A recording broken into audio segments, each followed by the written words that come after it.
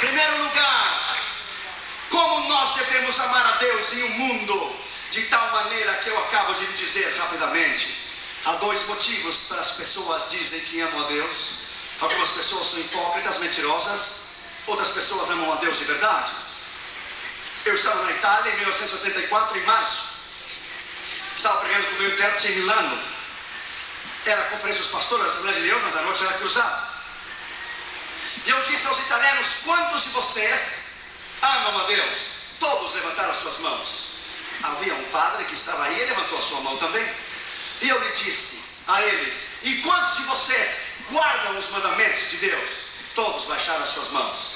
O padre também baixou a sua mão. Então ele disse: vocês são mentirosos, porque a Bíblia diz: aquele que me ama guardará os meus mandamentos, e eu e meu Pai faremos nele morar. Você não pode dizer que ama a sua esposa e está em adultério, é mentira. Você não pode dizer que ama o seu esposo e está em adultério. Amar é responsabilidade. Amar a Deus é comprometimento. Amar a Deus é uma causa. É causa amar a Deus.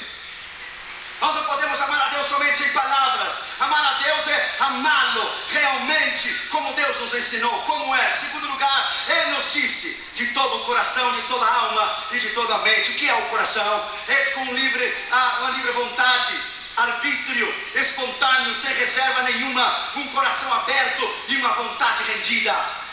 Quando a Cuba não era comunista, houve uma missionária americana que Deus a enviou a Cuba. Ela nunca se casou. Ela se consagrou ao Senhor 100%.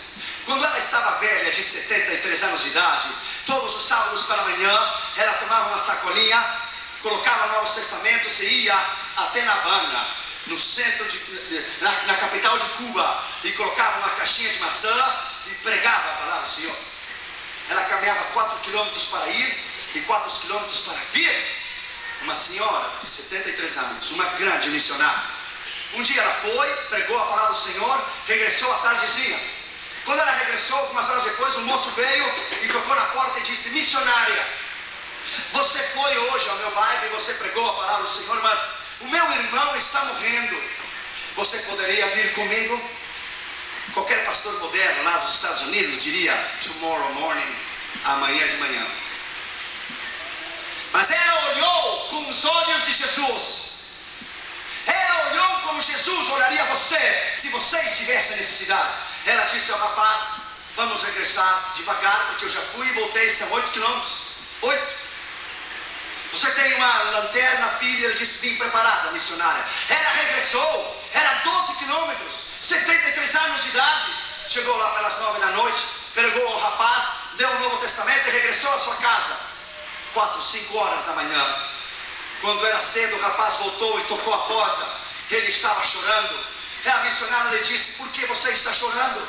Ele disse: missionária, eu vim lhe agradecer, porque você foi hoje lá e levou o Novo Testamento e pregou o meu irmão, e antes que ele morresse, tão enfermo como ele estava, ele tomou o Novo Testamento na sua mão, o apertou no seu peito e dizia: morrerei, mas irei com Cristo. Obrigado por essa missionária, obrigado por essa missionária, obrigado por essa missionária. Morrerei, mas irei com Cristo. Se ela não tivesse ido, ela estaria no inferno.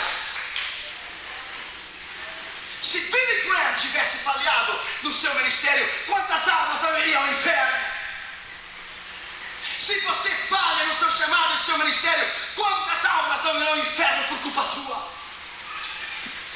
Chamado e responsabilidade vão juntos. Amar ao Senhor não é palavras. Nós não nos fazemos cristãos por estar aqui dentro de uma igreja e por falar o nome de Jesus. Isso não faz você cristão.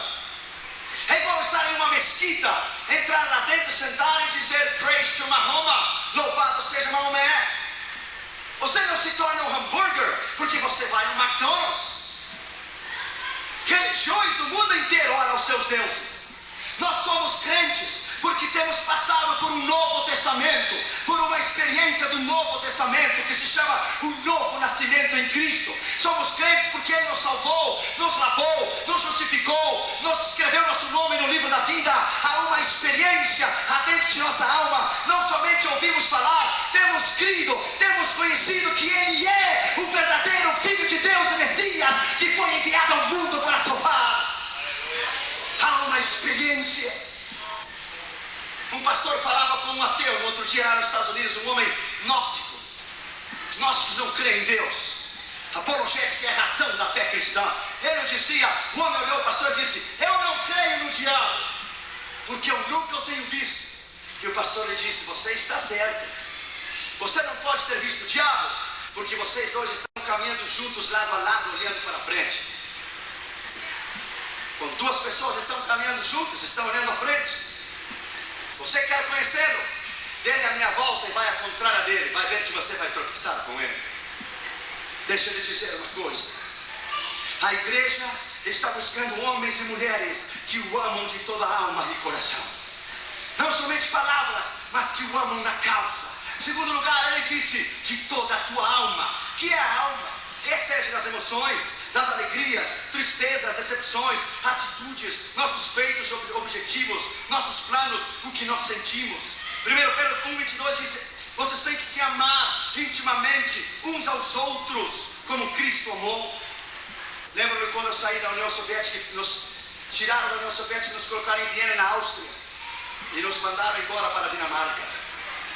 Deixa eu lhe dizer uma coisa. Aqueles pastores que nós conhecemos lá na União Soviética em 85, eles mudaram a nossa vida. Agora nós somos da União Soviética e agora em 93, quando está livre, está aberta. Durante a cruzada em Moscou, sabe o que aconteceu?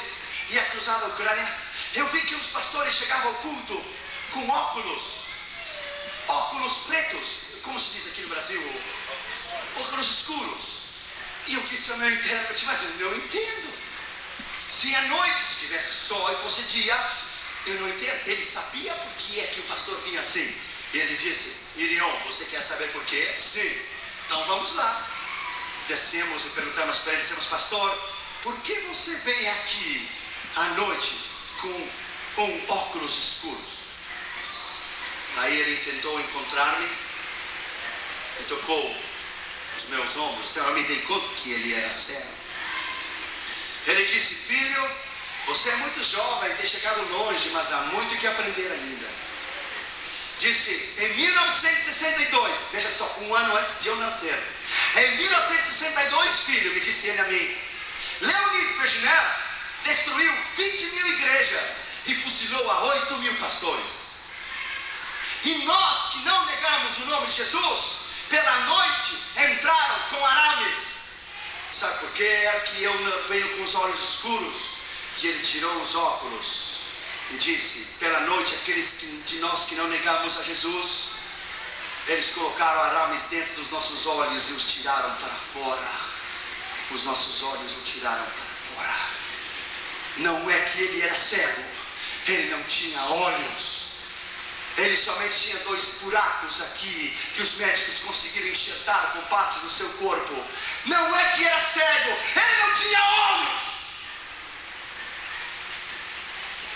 Você não pode entender. Como você pode entender? Se Deus Todo-Poderoso, e louvado seja o seu nome, livrou a nossa nação do comunismo em 64. Como você pode entender?